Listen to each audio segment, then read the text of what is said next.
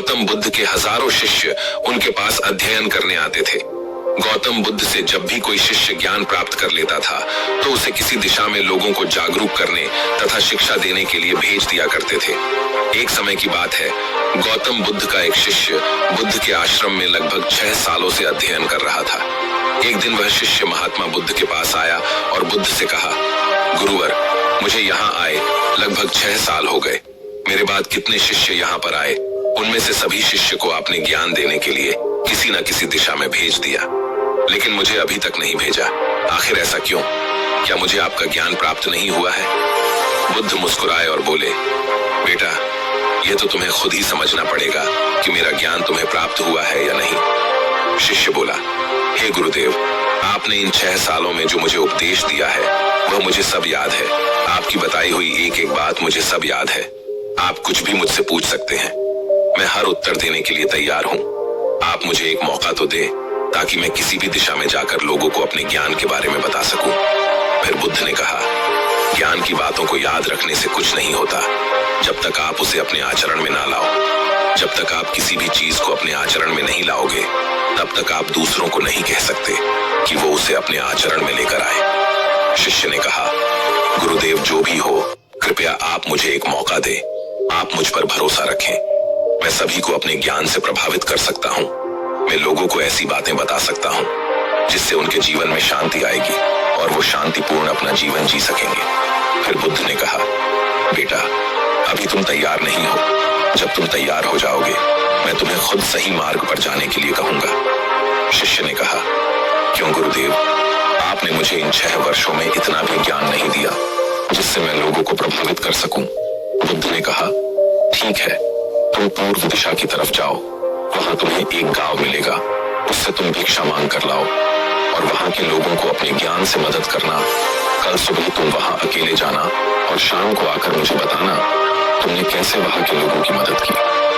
वह शिष्य ये सब सुनकर बहुत खुश हो गया और बुद्ध का आशीर्वाद लेकर चला गया। और वह रात भर ज्ञान समेटता रहा और मन ही मन सोच रहा था कि मैं कल ऐसे ज्ञान की छाप छोड़ूंगा कि वहां के लोगों के साथ बुद्ध भी मुझसे प्रभावित हो जाएंगे। सुबह उठकर शिष्य महात्मा बुद्ध को प्रणाम करने गया। उन्हें प्रणाम कर वह पूर्व की तरफ निकल गया। शाम को जब वह वापस आया तो बुद्ध ने देखा कि उस शिष्य के माथे पर चोट लगी है और खून बह रहा है। बुद्ध ने उसे पट्टी की ओर पूछा, बेटा, तुम्हें यह चोट कैसे लगी?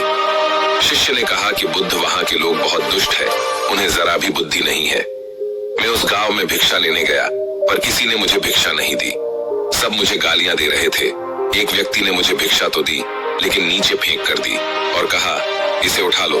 मैंने उन्हें काफी समझाया लेकिन वह मेरी बात सुनने को तैयार ही नहीं थे। उल्टा उन्होंने मेरे साथ हाथापाई की जिससे मुझे चोट लग गई। हे गुरुदेव, आप मुझे दूसरी जगह भेजें जहां के लोगों में बुद्धि इस तरह ना हो। बुद्ध उसकी बात सुनकर मुस्कुराए और बोले, अगर तुम्हें दूसरे गांव में भी ऐसे ही लोग मिले तब तुम क्या करोगे? शिष्य ने कहा, हे गुरुदेव, ऐसे लोगों को कोई ज्ञान नहीं दे सकता। वह लोग अज्ञानी हैं, उन्हें कौन समझाए? फिर बुद्ध ने कहा, वह लोग अज्ञानी नहीं बल्कि ज्ञानी हैं। उनके पास बहुत बुद्धि है, उनके पास खुद का ज्ञान है। अब अगर तुम किसी दूसरे के ज्ञान को चोट पहुंचाओगे तो वह कुछ तो कहेंगे ही। तुम्हें ऐसे लोग हर जगह मिलेंगे, तब तुम अपना ज्ञान उन्हें कैसे दोगे? बुद्ध ने शिष्य को कहा, आज तुम आराम करो, कल शाम को मेरे पास आना। शिष्य बुद्ध को प्रणाम करके चला गया। अगली शाम जब वह वापस बुद्ध के पास आया तब वहां एक और बुद्ध का शिष्य मौजूद था। उनके हाथ में चोट लगी हुई थी। बुद्ध ने उस शिष्य के हाथ पर चोट देख उस पर पट्टी की और उस शिष्य से पूछा कि तुम्हें यह चोट कैसे लगी? शिष्य ने कहा, गुरुवर, आपने पूर्व के एक गांव में मुझे जाने के लिए कहा था, वहीं मुझे यह चोट लगी।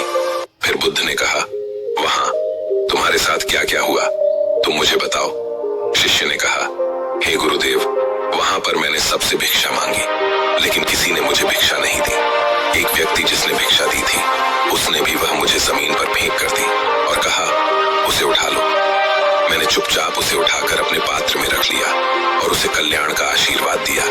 तब उस व्यक्ति ने मुझसे कहा, आप बड़े ही अजीब व्यक्ति हो, मैं आपका अपमान कर रहा हूँ और आप मुझे आशीर्वाद दे रहे हैं। मैंने उनसे कहा कि आप धनी हैं, आपने मुझे दान दिया है इसलिए मैं आपको आशीर्वाद दे रहा हूँ। फिर वहां से मैं आगे गया तो कुछ लोगों ने मुझे वहां से जाने के लिए कहा। उन्होंने मुझे कुछ अपशब्द कहे और मुझ पर कुछ पत्थर फेंके, जिससे मुझे चोट लग गई। जब मैं वापस आ रहा था तब मैंने एक माँ को रोते हुए देखा। वह अपने बीमार बच्चे को लेकर चिंतित थी। मैं तुरंत जंगल से जाकर उसके लिए जड़ी बूटी ले आया, लेकिन वहां के लोग मुझे जड़ी बूटी देने नहीं दे रहे थे।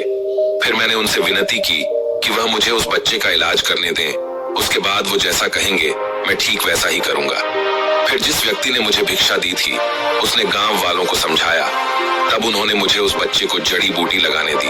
उसके बाद वह बच्चा ठीक हो गया। फिर गांव वालों ने मुझसे अपने किए गए अभद्र व्यवहार के लिए क्षमा मांगी और मुझे धन्यवाद कहा। फिर मैं वहां से वापस आ गया। हे गुरुदेव, आपसे एक विनती है।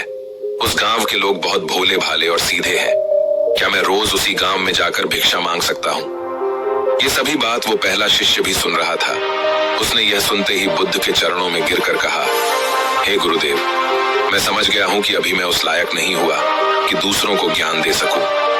फिर बुद्ध ने कहा, हमें बाहर वैसे ही लोग दिखाई देते हैं जैसे हम भीतर से होते हैं। जब तक हम स्वयं को नहीं बदलते तब तक हम किसी को भी नहीं बदल सकते। खुद में परिवर्तन करना बेहद जरूरी है।